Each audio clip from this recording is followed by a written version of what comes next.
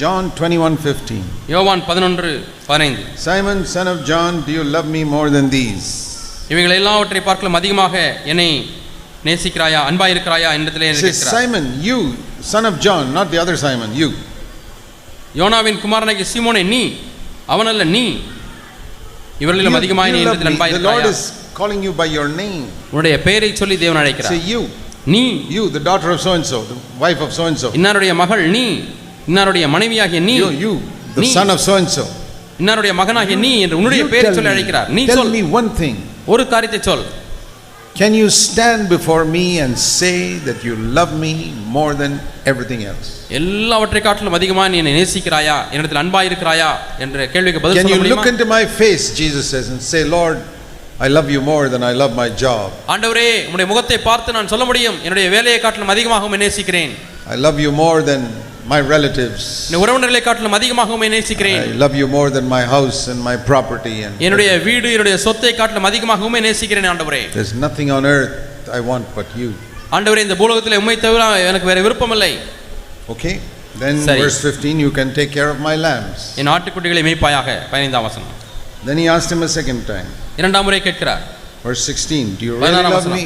உண்மையாலுமே நீ என்னிடத்தில் அன்பாய் இருக்கிறாயா? Okay, then shepherd my sheep. அப்படியானால் நாடுகளை மேய்ப்பாயாக. And the third time, மூன்றாம் முறை, do you really love me? உண்மையாலுமே என்னை நேசிக்கிறாயா? You know, when 3 times somebody asks you, do you love me? You're wondering, is he doubting what I'm saying? யாராவது ஒருவர் 3 முறை அதே கேள்வி திரும்பி திரும்பி கேட்கும் பொழுது நான் சொல்லுகிற பதிலையே சந்தேகிக்கிறாரோ என்ற ஒரு எண்ணம் வருகிறது. You know, in the olden days, Peter would say, yes, Lord, all people deny you, I will not deny you. ஆண்டவரே, எல்லாரும் மறுதலித்தாலும் நானுமே மறுதலிக்க மாட்டேன் என்று கடந்த நாட்களிலே பேதுரு சொல்லியிருப்பார். Now, in the English language, this question and answer does not come out very clearly. ஆங்கில வேதாகமத்திலே இந்த கேள்வியும் பதிலும் தெளிவாக சொல்லப்படவில்லை. But in the original language in which this Bible was, the New Testament was written, இந்த புதிய ஏற்பாடு எழுதப்பட்டதான மூல பாஷையிலே the question Jesus asked was, do you love me with that highest love of all? நீ எல்லாவற்றுக்கும் மேலாய் இருக்கக்கூடிய உன்னதமான ஒரு அன்பினாலே என்னிடத்தில் அன்பாய் இருக்கிறாயா என்று கேட்கிறார். And when Peter said, yes, I love you, ஆண்டவரே, ஆம், நான் உம்மை நேசிக்கிறேன் என்று சொல்லும் பொழுது he did not use that word. பேதுரு அந்த வார்த்தையை பயன்படுத்தி மாறுத்திரம் சொல்லவில்லை. He used a second level word and said, not with that type of love, Lord, I love you with this lower type. ஆண்டவரே, அந்த உன்னத அன்பினாலே அல்ல, ஆனால் இந்த நிலையிலே இருக்கக்கூடிய அன்பினாலே உம்மை நேசிக்கிறேன் என்று சொன்னார். Second time again the Lord asked, do you love me with this higher type of love? இந்த உன்னதமான மேலாய் இருக்கக்கூடிய அன்பினாலே நீ நேசிக்கிறாயா என்று இயேசு மீண்டுமாய் கேட்கிறார். Peter says, no, Lord, with this lower type of love. இல்லை ஆண்டவரே, இந்த கீழாய் இருக்கக்கூடிய நிலவரத்திலே தான் நான் உம்மை நேசிக்கிறேன் என்று பேதுரு சொல்கிறார். There you can see, this is not the old Peter. அங்கே பாருங்கள், பழைய பேதுருவை நாம் இங்கே பார்க்க முடியாது. The old Peter would have said, of course, I love you with this higher type of love more than anybody else in the world. பழைய பேதுருவா இருந்திருந்தால் ஆண்டவரே, எல்லாரை காட்டிலும் உன்னதமான அன்பினாலே நம்மை நேசிக்கிறேன் என்று சொல்லியிருப்பார். Just like if I were to ask you, do you love Jesus? நீங்கள் இயேசுவை நேசிக்கிறீர்களா என்று உங்களை கேட்டால், I think you'll say, yes, I love him more than anybody else in the world. ஆம், இந்த உலகத்தில் யாரை காட்டிலும் அதிகமாக நான் இயேசுவை நேசிக்கிறேன் என்று சொல்வீர்கள். You're like the old Peter. நீங்கள் பழைய பேதுருவை போல இருக்கிறீர்கள். You don't know yourself. உங்களை நீங்கள் அறியவில்லை. You can feel like that now, and you go back to your work next week and you've forgotten everything about what you இப்பொழுது நீங்கள் அப்படி உணரலாம். அடுத்த வாரம் உங்கள் வேலைக்கு போகும்பொழுது இயேசுவை நேசிப்பதை மறந்து விடலாம். Good to have a proper evaluation of our life. நம்முடைய வாழ்க்கையை குறித்ததான ஒரு நேர்மையான ஒரு ஆராய்ந்து பார்த்தல் நமக்கு இருக்க வேண்டும். I'll tell you something, God loves honest people. நான் ஒன்றை உங்களுக்கு சொல்லுகிறேன், தேவன் நேர்மையானவர்களை நேசிக்கிறார். He doesn't want you to pretend. நீ நடிக்க வேண்டும் என்று அவர் விரும்பவில்லை. Be honest. நேர்மையாக இருங்கள். That's what Peter was. பேதுரு அப்படிதான் இங்கே இருக்கிறார். Say, Lord, if I was the old Peter, I would have said, yes, I love you with that high type of love. நான் பழைய பேதுருவா இருந்தால் அந்த உன்னதமான அன்பிலே உம்மை நேசிக்கிறேன் என்று சொல்லியிருந்திருப்பேன்.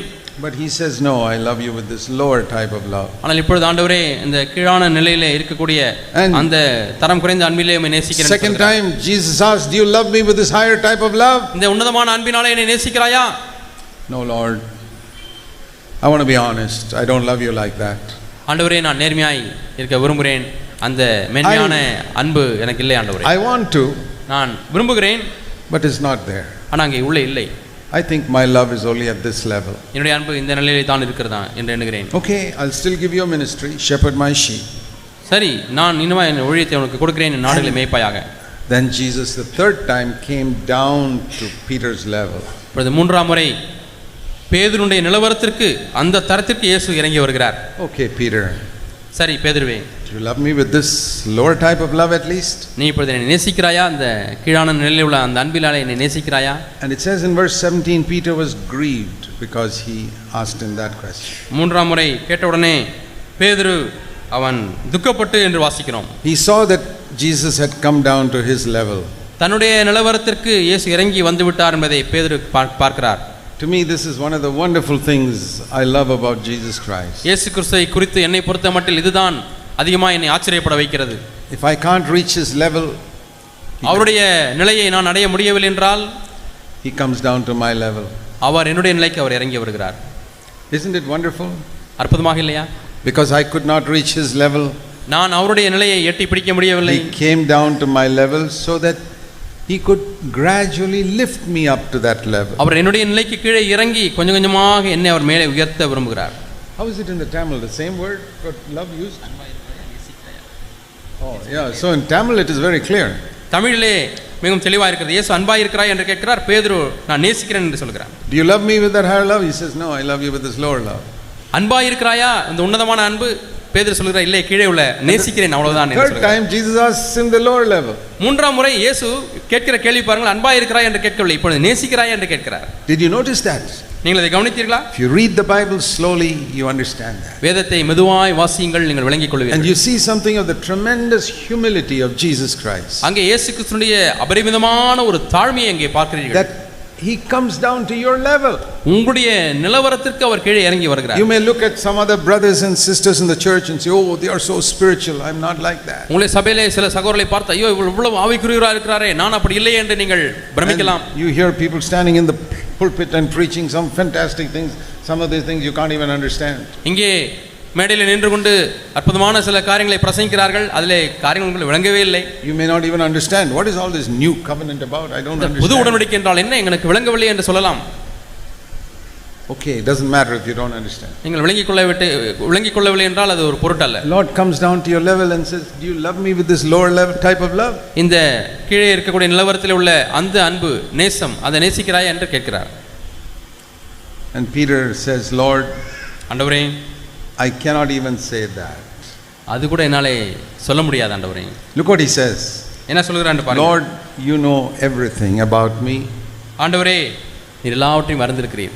You know everything about my heart. என்னுடைய இருதயத்தை எல்லாம் நீர் அறிந்திருக்கிறீர் ஆண்டவரே. To the best of my knowledge, I love you. I think so. எனக்கு தெரிந்தவரை ஆண்டவரே நான் உம்மை நேசிக்கிறேன் என்று நான் எண்ணுகிறேன். The Lord said, that's all I want. அவ்வளவுதான் நான் எதிர்பார்க்கிறது என்று சொல்கிறார். And he took up that weak, broken man. இந்த பலவீனமான நொறுங்குண்ட மனிதனை அவர் எடுக்கிறார். Who honestly acknowledged, Lord, I don't love you as I should.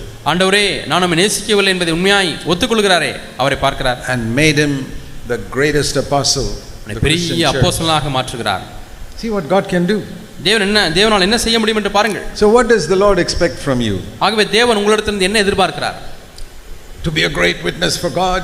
தேவனுக்கென்று பெரிய சாட்சியாக இருக்க வேண்டும் என்றால், do some miracles. போய் அற்புதங்களை செய்ய வேண்டும் என்றால், pray for the sick and heal them or things like that. வியாதியஸ்தர்களுக்காக ஜெபித்து அவர்களை சுகமாக்க வேண்டும் என்று எதிர்பார்க்கிறாரா? No.